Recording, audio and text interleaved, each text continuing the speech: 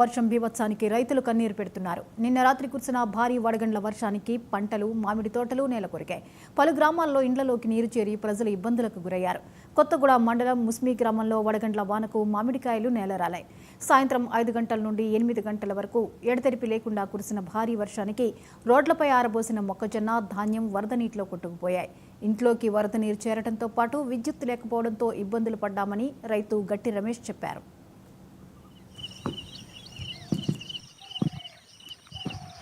ఆడే ఉన్నాడా ఉండమనే ఒకసారి కవరేజ్ నేను వస్తాను.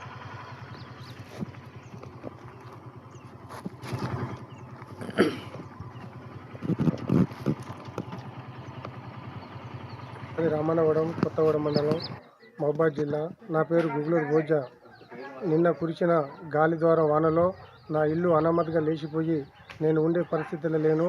మాకు భయంకరంగా ఉంది. మేము పక్క ఇంటిలో పోయి నిన్న నైట్ అంతా నిద్రపోకుండా భయంకరంగా దాచి ఉన్నాము. గవర్నమెంట్ మాకు సహకారం చేయాలనేసి గవర్నమెంట్ని కోరుతున్నాము. త్వరగా మాకు ఇల్లు మంజూరు చేసి మాకు ఇల్లు ఇవ్వాలని, ఆర్థిక సాయం చేయాలనేసి మేము గవర్నమెంట్ను కోరుతున్నాము.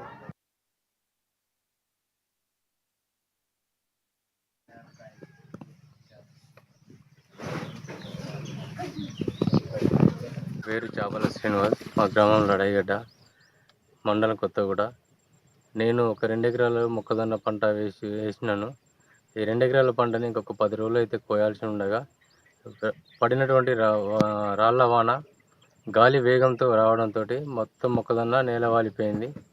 మొత్తం ఇప్పుడు చిలకలో కూడా మొత్తం నీళ్ళే ఉన్నాయి. ఈ నీళ్ళతోటి మొత్తం పంట కూడా దెబ్బతినే అవకాశం ఉన్నది. దీనికి అధికారులు కూడా స్పందించి దీన్ని ఏదైనా ఆదుకోవాలని చెప్పేసి కోరుకోవడం జరుగుతున్నది. మొక్కజొన్న ఇంకా 20 రోజులు అయితే చేతికొచ్చేది ఉండేది సారు. ఈ మొక్కజొన్న సుడిగాలితో వచ్చి అంత అడ్డం పడి కొద్దిగా రాళ్ళు కూడా పడ్డాయి, మొత్తం పడిపోయింది సారు. నా పేరు వీరసాయి. ఊరు లడైగడ్డ, గ్రామం కొత్తగూడెం, మా మండలం కొత్తగూడెం. ఇది దాదాపు 1.5 ఎకరం వేసిన సారు. పేరు చాపల శ్రీనివాస్. విజయవాడ ఎమ్మెల్యే సుజనా చౌదరి క్యాంపు కార్యాలయంలో